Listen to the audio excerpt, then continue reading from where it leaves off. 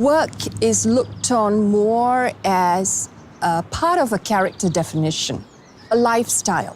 You needed to also have a sense of integrity.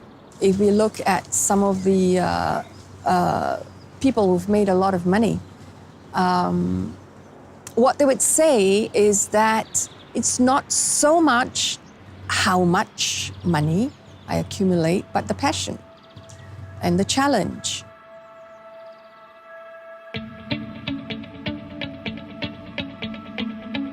In this series, we've been looking at various aspects of your personal economy and what they mean in our lives.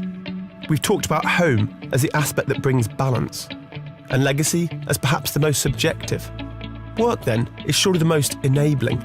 It's the fuel behind everything, from generating income to support your family and allowing you to explore your passions and have great experiences, to providing opportunities to create your dream home.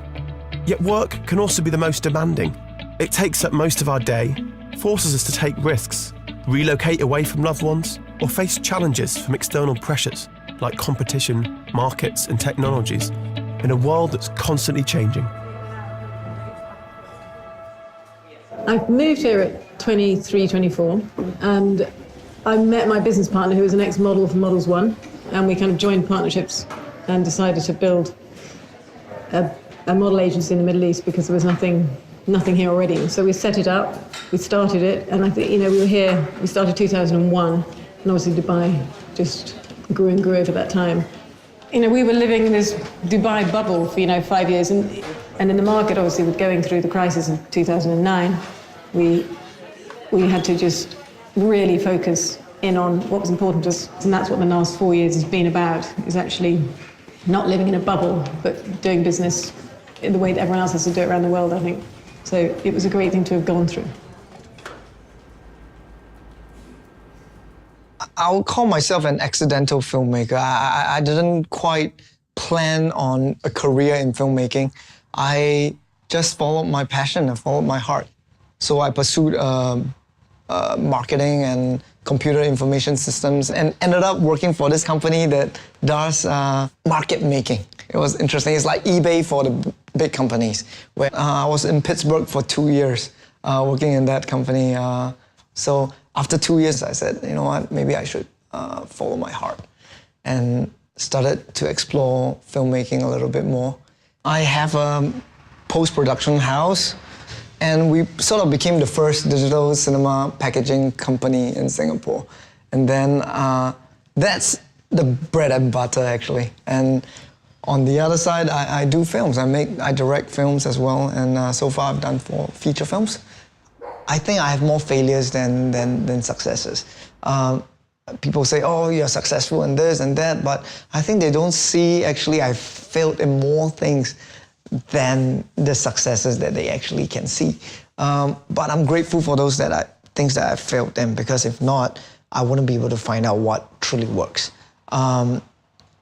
If you don't keep knocking on doors, I think you never know which one is going to be the right one. Well, it's fascinating. We're seeing so many different facets of people's lives that they have to try and balance. I think people have almost a life cycle where different priorities loom large at different times. We've seen those that are still incredibly focused on their work. Many of them are actually very focused still on their family. And that's for me, it's quite a constant theme. Family is incredibly important.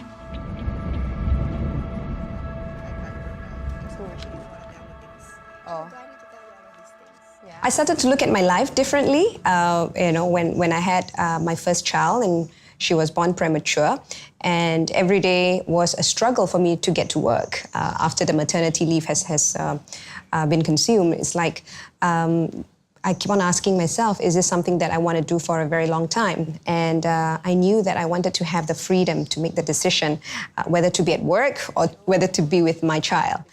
So it was an easy decision for me to just leave work after spending, 7-8 years, a good 7-8 years in the broadcasting industry.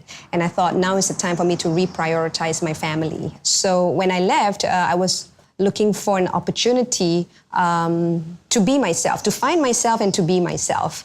I grew up in a family of 9 other siblings, and so I appreciate relationships a lot. I know what it's like to be in close relationship and extending care and concern for somebody. So I chose to go back to basics and get into matchmaking and dating, because that's a fundamental human need.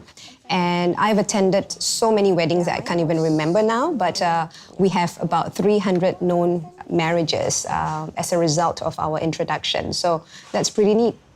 One thing that I always really felt very strongly about is if I had passion in my work, I would be really great at it. And if I was really great at my work and successful and able to help people, that the financial aspects of that would grow and I would be able to sustain a nice lifestyle. And so far, that has been absolutely true. And that is something, that's a big question that I get when I get calls from students. Oh, Dr. Williams, we would love for you to mentor us. Can you tell us, the pros and cons of psychology as a profession? What do you think about it? And I always say, don't go into this field if you don't love it, because you're going to get burnt out. But if you really enjoy it and it's a passion for you, you will be very good at it. And if you are very successful and you thrive on your work, then the financial success will come. And I really do believe that. So whether work means the pragmatic choice you've taken to balance other commitments, as Anisha did with her family, or the challenge of a steep learning curve, as Venetia experienced in Dubai, or Yi Wei finally finding his ideal career through trial and error, what I've taken away from meeting these people is that however you view it, your work will always in some way define you.